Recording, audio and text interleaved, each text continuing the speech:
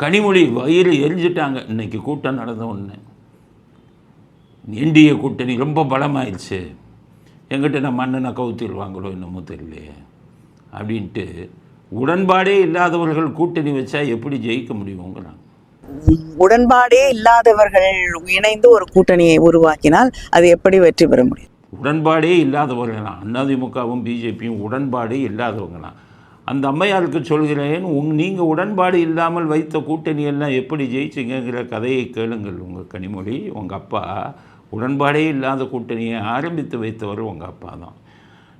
இவர் வந்துக்கிட்டு பிசாசுன்னாரு இந்திரா காந்தியை. பிசாசுனாரு இதில் எமர்ஜென்சியில் போட்டு கைகாலெல்லாம் இந்திரா காந்தி தான் உடைச்சார். அப்போ மதுரைக்கு இந்திரா காந்தி வரும்போது திமுக காரங்களை விட்டு கல்லை விட்டு எரிஞ்சு கம்பை விட்டெல்லாம் எரிஞ்சு இந்திரா காந்தி தாக்கப்பட்டார். ஆனால் 2 வருஷத்தில் இந்திரா காந்தி காலில் விழுந்து நேருவின் மகளை வருக நிலையான ஆட்சி தருகன்னு சொன்னவர் உங்கள் அப்பா. யார் வாயில் கையில் உதவாங்கினாங்களோ அவங்களுடைய போய் கூட்டணி சேர்ந்து 1979 திமுக இந்திரா காங்கிரஸ் கூட்டணி ஜெயிச்சதா இல்லையா? உடன்பாடே இல்லாத கூட்டணியை அன்றைக்கி உங்கள் அப்பா வச்சு ஜெயிச்சாரா இல்லையா? அடுத்த உடன்பாடு இல்லாத கூட்டணி எது? ராஜீவ் கொலை.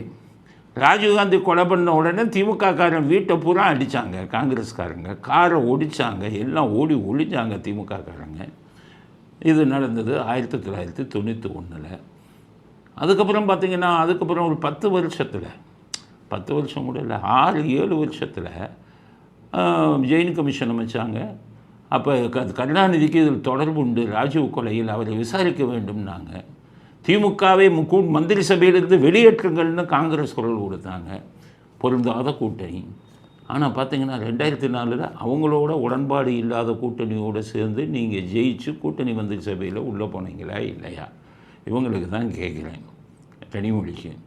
ஆக உடன்பாடு இல்லாமல் உங்கள் தந்தை செய்த அத்தனை கூட்டணியும் காங்கிரஸுடன் வெற்றி பெற்றது. அப்படி இருக்கும்போது பாஜக அதிமுகவுக்கு உடன்பாடு இல்லாமல் நடக்கும் கூட்டணி ஏன் ஜெயிக்காது? வயிற்றில் செல்ல பேசுகிறீங்க. அண்ணன் கதை முடிய போகுது. மக்கள் சாறு போயிடுச்சு 97 லட்சம், நம்ம கதை அவ்வளோதான், கூட்டணியும் பலமாயிடுச்சு அப்படின்னு சொல்லி வயிற்றெச்சலில் கனிமொழி பேசுகிறார்.